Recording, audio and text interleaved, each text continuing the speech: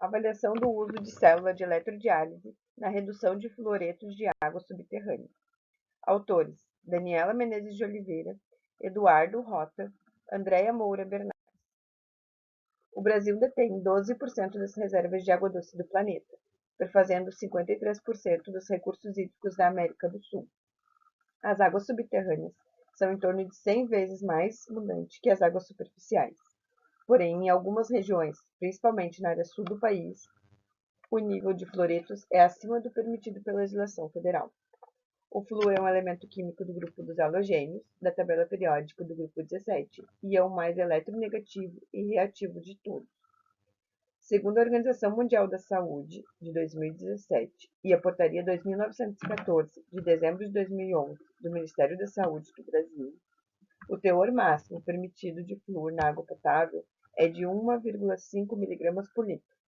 Porém, há muitos estudos que apontam que esses valores ainda são altos, ocasionando muitos casos de fluorose dentária, fluorose esquelética e, em casos mais graves, desencadeia doenças neurológicas, principalmente em crianças e idosos do Brasil e do mundo. Porém, alguns países já reduziram esses padrões. Diante do exposto, o desenvolvimento de novas tecnologias capazes de remover altas concentrações de flúor de água subterrânea é de suma importância. Dentre elas, destacam-se os processos de separação por membrana.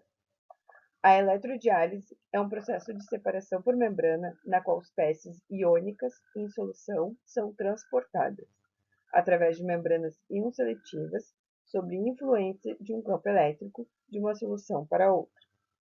As membranas de troca catiônica e aniônica são dispostas alternadamente em sistema tipo filtro-prensa, chamado de pilha, onde os íons de carga negativa são capazes de permear apenas a membrana de troca aniônica e os positivos apenas a membrana de troca catiônica. Portanto, o objetivo deste trabalho é avaliar o uso da célula de eletrodiálise a fim de obter redução de teor de fluoretos, baseando-se em amostras de água subterrânea com teor de flúor acima do permitido pela legislação. A fim de verificar as melhores condições para o tratamento de eletrodiálise, soluções foram tratadas em escala de bancada, aplicando os parâmetros operacionais definidos pelo método CVC, denominado curva corrente potencial, relacionando a densidade da corrente aplicada com o potencial da membrana. Durante o tratamento, o transporte iônico foi monitorado e a eficiência da eletrodiálise foi avaliada. As soluções foram preparadas utilizando reagentes de grau analítico, a partir da dissolução de água destilada e deionizada com fluoreto de sódio. A composição foi baseada em amostras de água subterrânea de uma cidade do interior do Rio Grande do Sul. Para garantir a condutividade do sistema, foram utilizadas soluções eletrolíticas de sulfato de sódio. Para realizar os fermentos, foi utilizada uma célula de eletrodiálise, como na figura 1, em escala de bancada, tipo filtro-prensa, produzida com acrílico transparente, com 5 compartimentos, contendo membranas de troca iônica heterogêneas, sendo 2 catiônicas e 2 aniônicas, fornecidas pela Hidrodex, dispostas alternadamente em um par de eletrodos. A partir dos testes realizados, foram plotados gráficos de CVC. Na figura 2, com a membrana aniônica, apresentou um comportamento similar ao encontrado em biografias, com 3 regiões bem definidas. Na região 1, há uma variação quase ômica na faixa de tensão mais baixa, seguida de um platô, do qual é derivado o valor da corrente limite.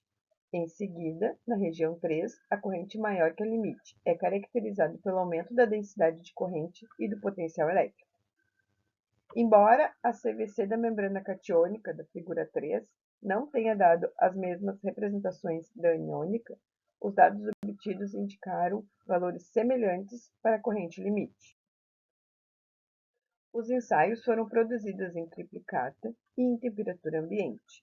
A corrente foi definida através dos dados obtidos nos testes de CVC, utilizando 80% da densidade da corrente, aproximadamente 80 mA, por até 180 minutos, controlando o pH, condutividade e potencial da célula durante o experimento.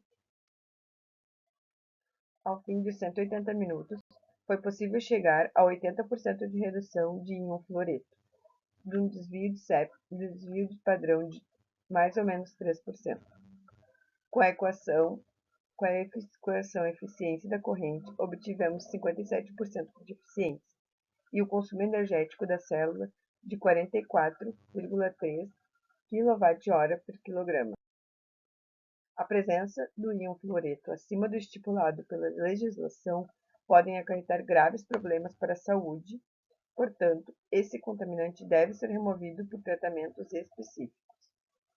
O método de tratamento por membranas íon seletivas teve grande eficiência na remoção de flúor, aproximadamente 80%.